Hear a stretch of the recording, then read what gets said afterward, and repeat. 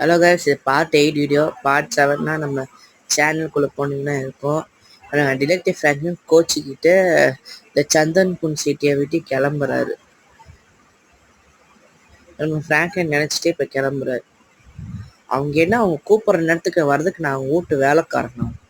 First இதுக்கு மேலே இவங்க கூப்பிட்டு இங்கெல்லாம் வரவே கூடாது. இதுக்கு மேலே அப்போவே பிரியா சொன்னான், இங்கெல்லாம் போகாதீங்கன்ட்டு. முகேஷ் பேய் வந்தா என்ன, பிசாசு வந்தா என்ன, இது மேலே கூப்பிட்டா கூட இங்கே நம்ம இந்த இடத்துக்கு வரக்கூடாது.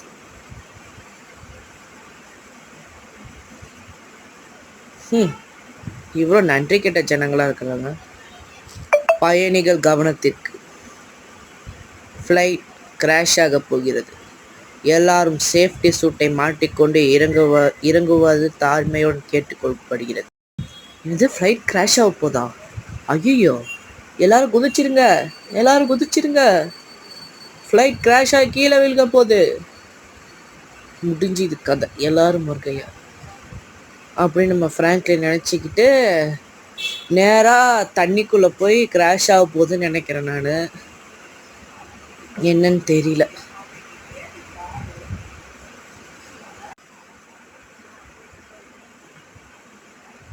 ஃப்ளைட் டிரைவரோ எப்படியோ கண்ட்ரோல் பண்ணி கீழே இறக்கலான்னு பார்க்குறேன். ஆனால் ஃப்ளைட்டு ரொம்ப பிரச்சனை பண்ணுது.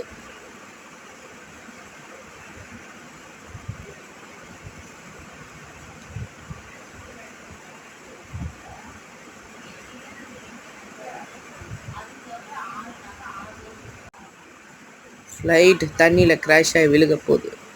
எல்லாரும் நம்ம டிடெக்டிவ் ஃப்ராங்க்லின் எல்லாத்தையும் காப்பாற்றிட்டாருன்னு அவர் மட்டும் உள்ளே மாட்டிக்கிட்டார். ஃப்ளைட் நின்றுச்சு.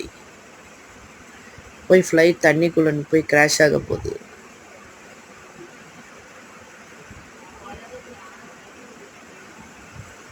ஐயோ, இதான் நம்ம குதிச்சிடணும்.